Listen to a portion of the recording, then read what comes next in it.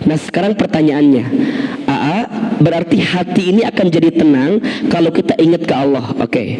Sekarang bagaimana caranya agar kita mendapatkan ketenangan hati dari amalan yang kita lakukan? Jawabannya ada 5 obat hati yang gelisah. Yang teman-teman juga tahu, ini ada lagunya nih. Tombo hati ada 5. Itu ada 5. 1, kalau hati kita mau tenang apa? Obat hati ada 5 perkaranya. Yang pertama, baca Quran dan maknanya. Yang kedua, apa? Salat malam dirikanlah. Yang ketiga,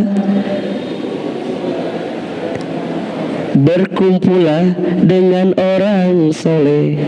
Yang keempat, perbanyaklah berpuasa.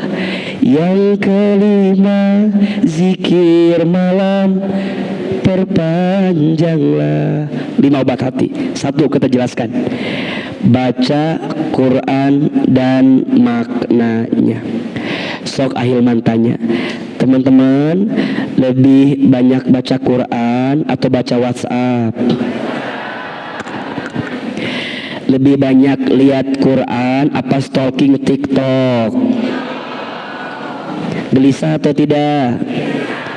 Wajar.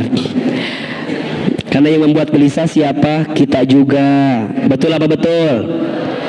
Teman-teman sayang, jangan sampai masuk kategori yang toksik dengan handphone ya. Lihat sosmed itu kalau terlalu lama capek atau tidak? Apalagi di sosmed dibumbui dengan urusan dunia yang Masya Allah, dengan segala pernak-perniknya. Nanti kalau teman-teman nggak nyampe jadi halu. Ya, aku tuh mau kayak gini banget Ustaz. Suami aku tuh harus kayak gini nih Ustaz. Ternyata kita nggak bisa kontrol pikiran kita karena tergantung apa yang kita lihat, betul nggak? Dan sekarang itu algoritma itu menentukan, makin teman-teman suka lihat apa, yang keluar tuh itu. Bener nggak? Makanya kata teman saya, sekarang malaikat itu tugasnya agak ringan katanya. Karena cara menghisabnya sudah tinggal aja lihat algoritma TikToknya. Katanya begitu. Dan itu benar, makin kita lihat sosmed itu tempat pamer, tempat pamor. Jangan mengukur hidupmu dengan postingan sosial media orang lain. Capek. Ada orang yang bikin status di bandara, ya Allah, dia mah jalan-jalan terus, aku kapan ya Allah. Mungkin dia bikin postingan dia mah tidur di kamar, fotonya aja di bandara. Ada nggak yang begitu? Jangan-jangan kalian pelakunya? Iya kan? Terus ya Allah dia mah ya Allah, apa coba? Makanya ya amat suka gemes gitu kalau lihat status tuh, kalau yang macam-macam suka udah jangan berteman. Ngaruh nggak ke kita? Ngaruh nggak? Kalau ada status yang agak-agak gimana kita baca, ngaruh nggak ke kita?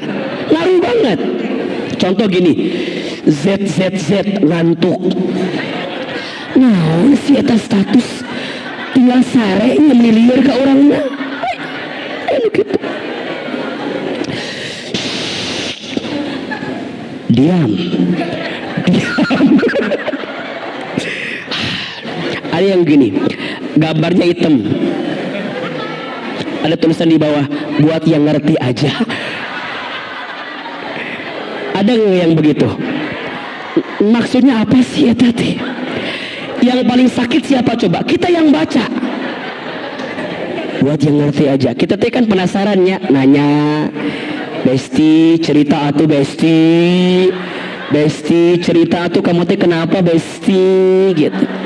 Kita teh reply kan, Besti kamu kenapa, cerita atuh. Dia nggak ngejawab, bikin lagi status baru. Makasih buat yang ngertiin aku. Jadi kita tiap hari bikin baca status batu. Makanya mohon maaf ya, bukan kita nggak boleh main sosmed, boleh, tapi jangan terlalu berlebihan. Maka Islam memberikan jawaban apa? Baca Quran dan maknanya. Sok mau tanya, tolong acungkan tangan. Siapa di sini yang pernah hatam Quran dengan terjemahannya? Sok dikasih hadiah umroh gratis, brosurnya. Ya, penting brosur. Teman-teman sayang, bedakan ya nanti pulang dari sini, bedakan ya. Itu kalau baca Quran dengan artinya deep banget, dalam banget. Karena mohon maaf ya, semua persoalan kita jawabannya ada dalam Al-Quran. Sok, teman-teman mau nanya apa? Kenapa ya masalahku gede banget, berat banget? Quran jawab, la yukallifullahu nafsan illa usaha. Allah tidak akan memberikan beban melebihi batas kemampuan. Ada nggak jawabannya? Aku tuh berharap A, tapi yang datang B. Aku berharap begini, tapi jadinya begitu. Quran jawab lagi, wa asa an takrahu syai'an wa huwa khairul lakum, wa asa an tuhibbu syai'an wa huwa syarrul lakum, wallahu ya'lamu wa antum la ta'lamun. Boleh jadi kamu membenci sesuatu padahal itu baik bagimu, dan boleh jadi kamu menyukai sesuatu padahal itu buruk bagimu. Allah Maha tahu sedangkan kamu tidak tahu. Coba teman-teman tanya apa dengan hidup ini? Di Quran ada jawabannya. Maka orang yang sering baca Quran, lihat. Quran sumber keselamatan, Quran sumber kebahagiaan, Quran sumber kemuliaan. Al-Quran sumber keselamatan. Apa kata Nabi? Iqra'ul Quran fa innahu ya'ti yaumal qiyamah syafi'an li ashabi. Bacalah Al-Quran, karena bacaan Al-Quran yang kamu baca ketika di dunia akan menjadi syafaat ketika nanti engkau di hari kiamat.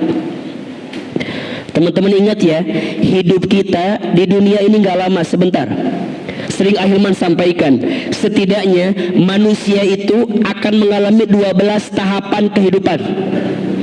1. Alam ruh, 2. Alam rahim, 3. Alam dunia, 4. Alam kubur, 5. Alam kiamat, 6. Alam dibangkitkan, 7. Alam dikumpulkan, 8. Alam ditimbangkan, 9. Alam dihitungkan, 10. Alam diberikan syafaat pertolongan, 11. Alam diperjalankan di sebuah jembatan, 12. Baru ditentukan surga dan nerakanya. Ada berapa? 12. Alam ruh sudah kita lewati, alam rahim sudah kita lewati, alam dunia sedang kita jalani. Kata Nabi, usia umatku itu baina situna wa sab'una, antara 60 sampai 70 tahun. Itu gak lama, sebentar saja. Maka mohon maaf, yang namanya mati itu pasti, mau tidak mau, suka tidak suka, semua pasti akan wafat. Betul? Bagaimana caranya, di mana tempatnya, kapan waktunya, hanya Allah yang tahu. Teman-teman gak bisa bilang gini, aku masih muda, masih lama matinya. Kata siapa? Sekarang yang masih muda mati ada atau tidak? Banyak atau sedikit? Bahkan menurut penelitian, mohon maaf, yang masih muda itu potensi matinya lebih banyak dibanding orang tua. Mana buktinya? Punten, Ahilman belum pernah dengar ada nenek kakek mati trek-trekan motor. Asa teu aya gitu. Yang trek-trekan motor mati biasanya saha? Anak muda, betul? Belum pernah dengar ada seorang nenek loncat dari apartemen tertinggi karena diputusin kakeknya. Asa nggak ada. Yang begitu biasanya siapa? Anak muda, betul? Sebelum pernah dengar nenek kakek mati oplosan minuman keras. Asa nggak ada. Jadi yang namanya mati nggak pandang tua, nggak pandang muda, betul? Dan kita semua pasti akan mati. Orang kaya, orang miskin, raja-raja, rakyat biasa, yang di atas, yang di belakang, yang akhwat, laki-laki, Ustadz Hilman. Udah keras barusan kalimatnya. Jadi yang mati mah udah pasti. Alam dunia selesai, masuk alam kubur. Pertanyaannya, bekalnya apa? Bekalnya apa? Maka kita nggak pernah tahu siapa yang akan wafat duluan, betul? Bisa jadi teman-teman duluan, Ahilman belakangan, bisa. Atau dibalik, Ahilman belakangan, teman-teman duluan. Betul apa betul? Mati mah nggak pandang tua, nggak pandang muda. Bisa jadi yang tua duluan, yang muda belakangan. Atau dibalik, yang muda belakangan, yang tua duluan. Dan hati-hati ya, kemarin Ahilman ngisi ceramah di luar kota. Ada jemaah yang duduknya nyender ke tembok. Nyender ngahulang gitu. Perasaan kurang enak gitu. Wafat mah Allah yang tahu. Apa pertanyaannya buat kita bekalnya apa? Nah, nanti setelah di alam kubur kita akan dihancurkan di alam kiamat. Sampai nanti titik kita meminta pertolongan, syafaatul uzmanya, pertolongan dari Nabi Muhammad SAW. Salah satu ya di sekian pertolongan itu dilihat dari bacaan Al-Quran yang kita baca. Maka Al-Quran itu sumber keselamatan. Selamatnya hidupmu di dunia, bahkan selamatnya hidupmu di akhirat, tergantung bacaan Al-Quranmu. Bahkan menurut guru saya, nanti tangga mana, ruang VIP mana di surga yang akan Allah berikan kepada kita, tergantung bacaan Al-Quran kita. Maka baca. 2. Quran sumber kebahagiaan. Masya Allah, setiap huruf Al-Quran yang dibaca, berapa pahalanya? 10 pahala kebaikan. Masya Allah. Ketika teman-teman baca Alif Lam Mim. Alif Lam Mim bukan 1 huruf, tapi Alif Lam Mim 3 huruf. Alif 1 huruf, Lam 1 huruf, Mim 1 huruf. Sekali baca Alif Lam Mim, berapa pahalanya? 30 pahala kebaikan. Pertanyaannya, dosa kita banyak sedikit? Kalau bukan dengan bacaan Quran kita yang bisa mengurangi setiap dosa-dosa kita, butuh cara apa lagi? Karena Allah berikan kesempatan kepada kita untuk baca Quran, baca Quran, baca Quran. Apalagi dengan maknanya. Allahu Akbar. Makanya Ahilman berpesan ya, jangan lewatkan baca Quran dalam sehari. Kudu baca. Kalau Ahilman dapat ilmu dari guru saya, ada 7 surat pilihan yang kami jaga untuk baca tiap hari. Kalau teman-teman mau amalkan silahkan ini. Ada berapa? 7. 1 surat Ar-Rahman, 2 surat Al-Waqi'ah, 3 surat Al-Muluk, 4 surat Al-Jin, 5 surat Al-Insyirah, 6 surat Qul huwallahu ahad, Qul a'udzu birafalaq, Qul a'udzu birabbin nas. Tapi umumnya Al-Ikhlas, Al-Falaq, An-Nas. Terakhir kalau hari Jumat Al-Kahfi, kalau hari biasa ayat kursi. Ada berapa? 7. 1 surat apa? Ar-Rahman, 2 surat Al-Waqi'ah, 3 surat Al-Muluk, 4 Al-Jin, 5 Al-Insyirah, 6 Al-Ikhlas, Al-Falaq, An-Nas. 7 kalau hari Jumat Al-Kahfi, kalau hari-hari biasa ayat kursi. Apa kata guru saya? 7 ini memiliki keistimewaan masing-masing. Surat Ar-Rahman agar engkau disayang sama Allah dan disayang sama makhluknya Allah. Surat Al-Waqiah agar engkau didekatkan dengan rizki dalam hidupmu. Surat Al-Muluk agar engkau diangkat derajatnya dalam hidup dan engkau mendapatkan perlindungan siksa kubur. Surat Al-Jin agar engkau dijauhkan dari godaan jin dan syaitan yang terkutuk. Surat Al-Insyirah agar engkau diberikan kemudahan ketika engkau mendapatkan kesulitan. Surat Al-Ikhlas agar engkau diberikan hati yang ikhlas, hati yang bersih. Surat Al-Kahfi di hari Jumat agar engkau mendapatkan cahaya di 2 Jumat. Dan surat dan Al-Baqarah ayat kursi itu engkau akan mendapatkan perlindungan ketika engkau hidup dalam kehidupan. Coba teman-teman, jangan sampai kita lewatkan sehari pun kecuali diisi dengan baca Quran. Karena rugi jika ada orang yang diberikan kesempatan hidup tapi dia nggak baca Quran.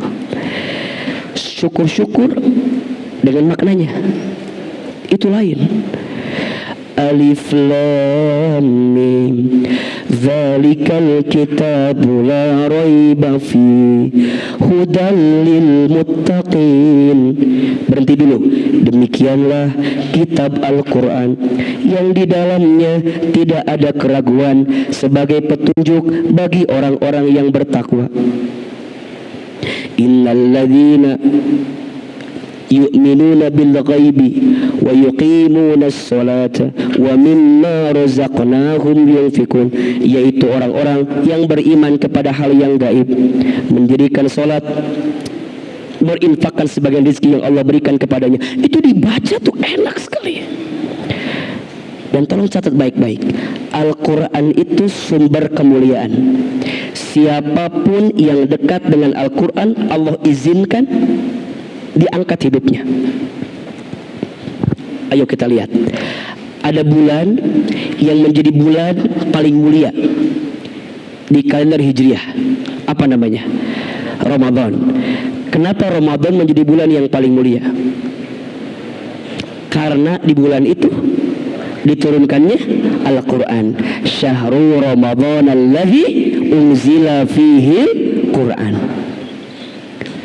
Ada malam yang menjadi malam yang paling mulia, bahkan lebih mulia daripada 1000 bulan.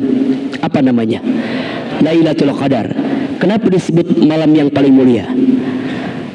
Karena di malam itu malam diturunkannya Al-Quran. Inna anzalnahu fi Lailatul Qadar. Ada manusia yang menjadi manusia paling mulia di dunia. Siapa namanya? Nabi Muhammad SAW. Kenapa? Karena kepadanya lah diwahyukan Al-Quran. Ada malaikat yang menjadi pemimpinnya para malaikat. Siapa namanya? Malaikat Jibril. Kenapa? Karena beliaulah yang memiliki tugas untuk menyampaikan wahyu Al-Quran. Ada kota yang paling mulia di dunia. Apa namanya? Makkah dan Madinah. Kenapa? Karena di kota itulah tempat Al-Quran diturunkan. Apapun dan siapapun yang dekat dengan Al-Quran, dengan izin Allah, Allah angkat kemuliaannya. Saya punya teman, seorang ustaz. Setiap pagi beliau mengisi ceramah di Islam Itu Indah Trans TV. Asalnya orang Maros, Sulawesi Selatan. Beliau hijrah dari Makassar, dari Sulawesi Selatan ke Jakarta, kuliah di PT IKI Al-Quran. Suaranya bagus kalau baca Quran. Dan Allah angkat derajatnya, beliau jadi seseorang yang luar biasa. Siapa namanya? Ustaz Syam. Nanti Ustaz akan undang ke teman hijrah satu saat nanti insya Allah. Karena apa? Al-Quran. Allah angkat derajatnya karena Quran dengan izin Allah. Saya kenal juga seseorang, kecilnya anak yatim, ibunya tukang jualan di pasar tradisional. Dia bukan dari orang kaya. Sejak kecil ditinggal seorang ayah. Sekolahnya semua beasiswa. Dia juga sering ceramah di televisi, di sosial media. Dan malam ini sedang berceramah di Masjid Alumni IPB.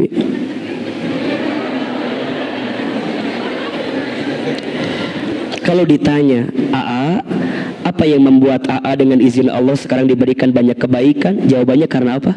Al-Quran. Kita bisa dapat sekolah, beasiswa, bisa ke luar negeri, bisa keliling negara manapun, bisa keluar kota. Kalau ditanya karena apa? Karena Al-Quran. Dan itu yang dipesankan oleh ibu kami dulu. Ketika ayah saya wafat, saya pernah bilang kepada ibu saya, Mama, Hilman tak usah lanjut di pesantren, pulang aja ke rumah. Apa kata mama saya? Jangan, Hilman harus terus di pesantren, biar Hilman belajar Al-Quran, biar Hilman belajar ilmu agama. Satu saat nanti Al-Quranlah yang akan mengangkat derajatmu, nak. Al-Quranlah yang akan mengangkat kebaikanmu, nak. Al-Quranlah yang akan membuat hidupmu berubah, nak.